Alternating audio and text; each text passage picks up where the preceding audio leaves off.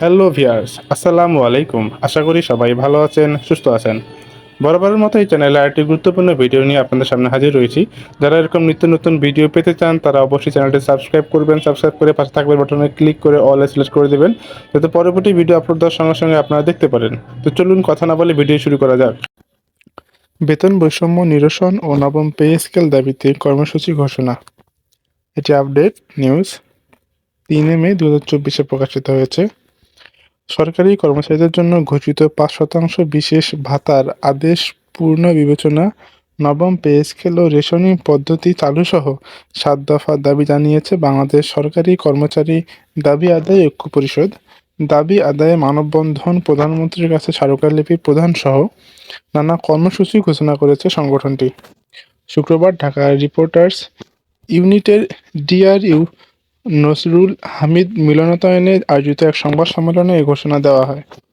লিখিত বক্তব্যে সরকারি কর্মচারী দাবি আদায় ঐক্য পরিষদের মুখ্য সমন্বয়ক মোহাম্মদ ওয়ারেস আলী জানান, বাংলাদেশের সরকারি কর্মচারী দাবি আদায় ঐক্য পরিষদের ৭ দফা দাবি বাস্তবায়নে দীর্ঘদিন ধরে কাজ করে যাচ্ছে।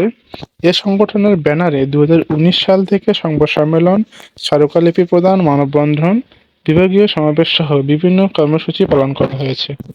ওয়ারেস আলী বলেন, সর্বশেষ 2023 সালের 26শে মে কেন্দ্রীয় শহীদ মিনারে মহাসমাবেশ অনুষ্ঠিত হওয়ার কথা ছিল। সে সময় প্রধানমন্ত্রী প্রজাতন্ত্রের কর্মচারীদের বেতন বৃদ্ধির বিষয় জানান ও তৎকালীন জনপ্রশাসন প্রতিমন্ত্রী বর্তমানে মন্ত্রীর সঙ্গে বেতন বৃদ্ধি ও ভাতাদির অসঙ্গতি দূর করার আশ্বাসমূলক আলোচনা হয়। এর পরিপ্রেক্ষিতে মহাসমাবেশের কর্মসূচি স্থগিত করা হয়। কিন্তু আমাদের বেতন ভাতাদি বৃদ্ধির সকল আশাকে নিরাশায় পরিণত করে সরকার ৫% বিশেষ সুবিধা প্রদান করে। বৈষম্য দূর করার দাবি জানিয়ে এ মুখ্য সমন্বয়ক বলেন, সরকার এ ঘোষণার প্রজাতন্ত্রের ১১ থেকে ২০ গ্রেডের কর্মচারীরা চরমভাবে হতাশ ও ক্ষুব্ধ। সরকারের দেওয়া ৫% বিশেষ সুবিধা বর্তমান বাজার ব্যবস্থার সঙ্গে সামঞ্জস্যপূর্ণ নয়। ৫% বিশেষ সুবিধায় ১১ থেকে ২০ গ্রেডের কর্মচারীদের বৈষম্য আরও বৃদ্ধি হয়েছে। তিনি আরও বলেন, ১১ থেকে ২০ গ্রেডের অধিকাংশ কর্মচারীদের মূল বেতন ২০,০০০ টাকার নিচে। তাদের আগামী ৪ থেকে ৫ বছরেও বিশেষ সুবিধা সর্বনিম্ন ১,০০০ টাকার ঊর্ধ্বে হবে না।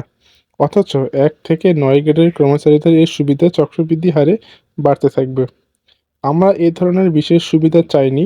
আমরা চেয়েছি প্রধানমন্ত্রীর ঘোষণা অনুযায়ী ১১ থেকে ২০ গ্রেডের কর্মচারীদের মূল বেতন বৃদ্ধি, যাতে কর্মচারীরা পরবর্তীতে এই সুবিধা পেতে পারে।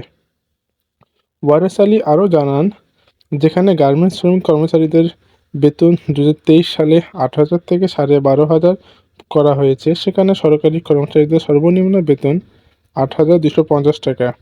এটি অত্যন্ত অমানবিক বিষয় হয়ে দাঁড়িয়েছে। এ অবস্থায় সরকারের দেওয়া ৫% বিশেষ সুবিধা পূর্ণ বিবেচনা করে প্রধানমন্ত্রীর ঘোষণা অনুযায়ী বর্তমান সময়ের মুদ্রাস্ফীতির সঙ্গে সঙ্গতি রেখে তা মূল বেতনের সঙ্গে সংযোজন ও সকল ভাতা যুগোপযোগী করার দাবি জানিয়েছেন সরকারি কর্মচারীরা। একই সঙ্গে দ্রুত সময়ের মধ্যে বৈষম্যমুক্ত নবম পে স্কেল বাস্তবায়নের দাবি জানিয়েছেন তারা। আগামী ৯ মের মধ্যে এসব দাবি বাস্তবায়ন করা না হলে ১০ মে জাতীয় প্রেস ক্লাবে মানববন্ধন, ১২ মে প্রধানমন্ত্রীর কাছে স্মারকলিপি প্রদান কর্মসূচি ঘোষণা করা হয়েছে। এছাড়া আগামী ২১শে মে রাজধানীর আগারগাঁও, ২৯শে মে মহাখালী ও ৫ই জুন সেগুনবাগিচায় আঞ্চলিক সমাবেশ করার ঘোষণা দিয়েছে বাংলাদেশ সরকারি কর্মচারী দাবি আদায় ঐক্য পরিষদ। সংবাদ সম্মেলনে সভাপতির বক্তব্যে সংগঠনটির সভাপতি মোহাম্মদ আনোয়ারুল ইসলাম তোতা বলেন, আমরা সরকারের কাছে দাবি জানাচ্ছি আমাদের এই দাবিগুলো যেন দ্রুত বাস্তবায়ন করা হয়। আমাদের দাবি বাস্তবায়ন না করা হলে আমরা সামনের দিনগুলো আরও কঠোর কর্মসূচি ঘোষণা করব।